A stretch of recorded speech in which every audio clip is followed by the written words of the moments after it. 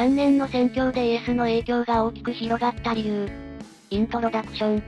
今回は、イエス・キリストが3年という短い宣教期間で、なぜここまで大きな影響力を持つことができたのかについて、詳しく解説していきます。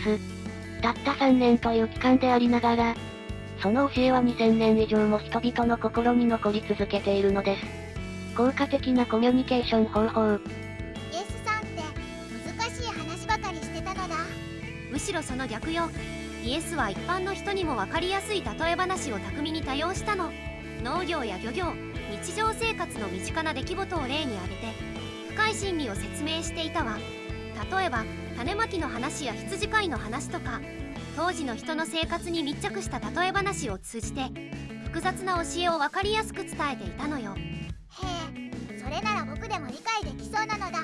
身近な例え話を使うのは素晴らしいアイデアなのだ。直接的な関わりと癒しの奇跡。イエスさんは遠くから説教するだけだったのだ。港の距離は遠かったのだ。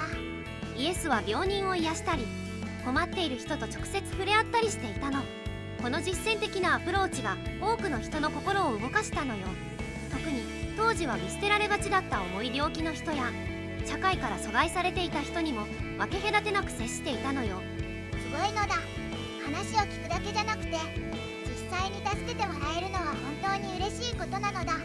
そりゃみんな心を開くのも当然なのだ。革新的なメッセージ。イエスさんの教えって当時としては普通の考え方だったのだ。他の先生たちと同じような内容だったのだ。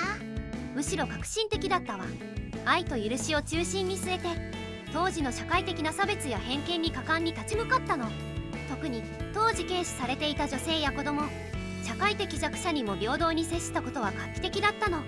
当時の社会通念を大きく覆すような考え方を勇気を持って示していったのよ。なるほど。時代を先取りしてたということなのだな。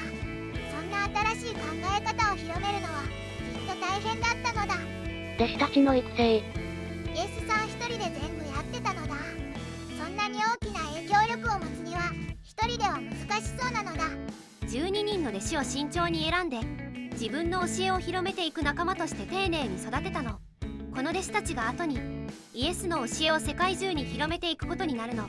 彼らに対して特別な時間を割いて深い教えを伝えて実践的な経験を積ませていったのよ。チーム作りも上手だったのだな。後継者をしっかり育てることで教えが長く続いていく仕組みを作ったのだな。まとめ。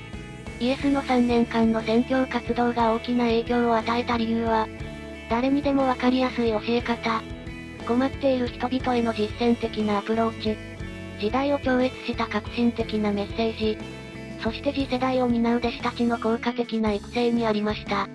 これらの要素が見事に組み合わさることで、時代や文化を超えて、現代にまで影響を与え続ける普遍的な教えとなったのです。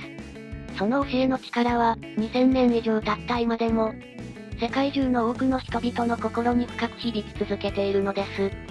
今日の動画はここまで。最後まで見てくれてありがとうございました。